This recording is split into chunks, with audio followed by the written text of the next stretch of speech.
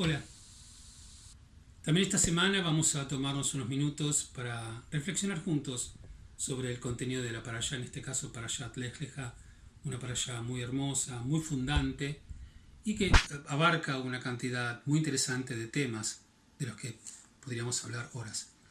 Yo quiero concentrarme en un punto importante. En un momento dado de la parashá, que por supuesto está vinculado con la promesa de Dios a Abraham, nuestro padre, Abraham llega a la tierra de Israel, la tierra de Canaán en este caso, por supuesto, bajo el pedido de Dios. Él cumple con eso y Dios le había dicho de que, bueno, si él iba a la tierra prometida, la gran virtud que él iba a tener es que iba a ser fuente de bendición para muchos pueblos, para muchas naciones, como que en definitiva Abraham iba a ser, bueno, padre de multitudes y que ellas se iban a bendecir en la bendición que él tenía. Promesas muy maravillosas. Bueno, esto no se cumplió de manera inmediata y en determinado momento el texto presenta, 2 o 3 capítulos después que comenzó la parashá, presenta una posición de tristeza por parte de Abraham y Dios le dice a Abraham, digamos, yo siempre voy a estar con vos, ¿no? Como transmitiéndole tranquilidad. Y Abraham se permite decirle a Dios, bueno, pero me fue bien, tengo riqueza, pero ¿quién me va a heredar? No tengo descendencia. ¿Quién me va a heredar?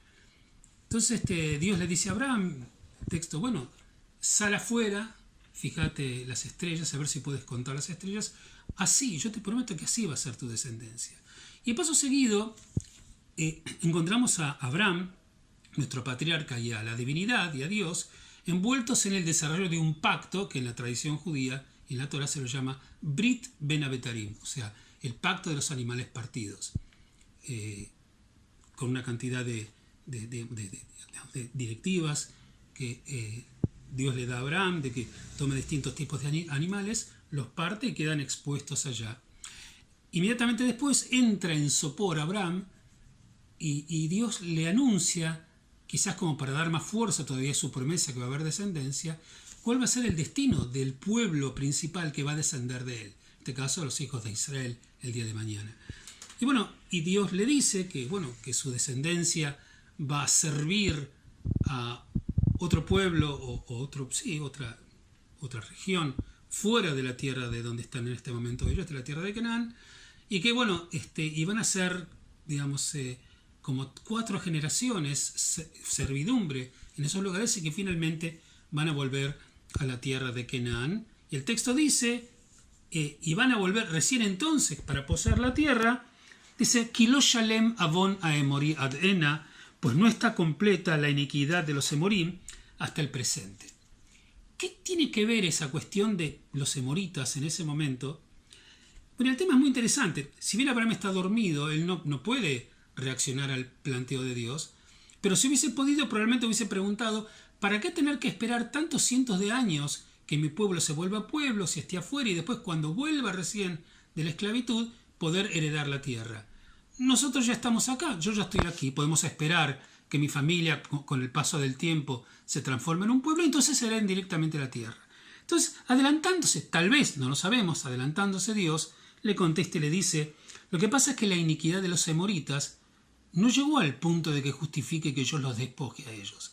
Como quieren decir, esta es la tierra que está preparada para ustedes. Yo, como soy Dios, conozco lo que los emoritas van a hacer, pero yo no puedo despojarlos ahora porque hoy es el tiempo de ellos. Y acá hay un punto muy importante. Primero, por supuesto que son todas disquisiciones teológicas estas, ¿no? Primero, que Dios no va a entregar la tierra prometida a quienes serán más adelante sus ocupantes, en este caso el pueblo de Israel, todo el tiempo que todavía el pueblo que está residiendo, su nivel de pecaminosidad, su nivel de conducta, no justifique que Dios mire para otro lado para la entrega de esta tierra, en este caso más adelante, que será la descendencia de Abraham. Es importante porque en esto habría como una dimensión, más allá de que en los tiempos de la antigüedad las conquistas eran cotidianas y así vivía el mundo en esa realidad, más allá de eso, en el sentido de que esta decisión como parte del destino de los pueblos locales tenían que ver también con una cuestión ética y que Dios quería mantener, ese es el tiempo de ellos, no voy a cortarles su tiempo, este es el tiempo de ellos y el pueblo de Israel tiene que esperar. estaba todo bien pensado porque todavía Abraham era una familia y nada más. Entonces, bueno, había que esperar todo eso para que finalmente el pueblo cumpla con su ciclo y los habitantes de Canaán cumplan con el suyo. Pero el otro punto más importante que está dando este mensaje por parte de Dios es que Dios de manera indirecta le está diciendo: los hijos de Israel van a poseer esta tierra como parte de la devolución que yo voy a hacer si ellos realmente se vuelven mi pueblo y pactan conmigo como estás pactando vos. Así como Dios le dice a Abraham: cuando se cumpla el tiempo de que yo tengo que cambiar un pueblo por otro, cuando los hijos de Israel merezcan poseer esta tierra y los amoritas ya no, le está diciendo: la posesión de la tierra es un regalo de Dios. Ya Dios había dicho en otras partes del Tanaj que dice Kiliko la Aretz, la tierra era de la divinidad, es de Dios, no era del hombre. Entonces Dios disponía de esa tierra, ¿no? Él la había creado, en definitiva. Entonces le dice: ustedes van a ser mi pueblo, cosa que se va a confirmar más adelante con aquello de que Dios le dice al pueblo: si van a cumplir con mis preceptos, entonces ustedes serán mi pueblo y yo seré vuestro Dios. Pero en la medida en que puedan mantener la ética y la conducta, la posesión de la tierra no es un regalo sin condicionamiento. Vas a poseer la tierra en la medida que lo sigas mereciendo. Y como alguna vez, muchos siglos después, algún pensador dijo: Israel va a poder seguir siendo el pueblo de la elección, el pueblo de la promesa y del territorio entregado, todo el tiempo que lo siga mereciendo. En definitiva podemos decir, si hay una dimensión de elección respecto del pueblo elegido, como querramos llamarlo, eso no es un privilegio porque sí. Es un privilegio, pero también es una obligación y es un compromiso a tener que pactar con la ética y con la conducta y seguir siendo en el tiempo merecedores de esa bendición particular que encarna nuestra propia tradición. No somos privilegiados porque sí. Y el texto muchas veces dice tampoco porque tenemos grandes moralidades ni una conducta que está fuera de toda tacha.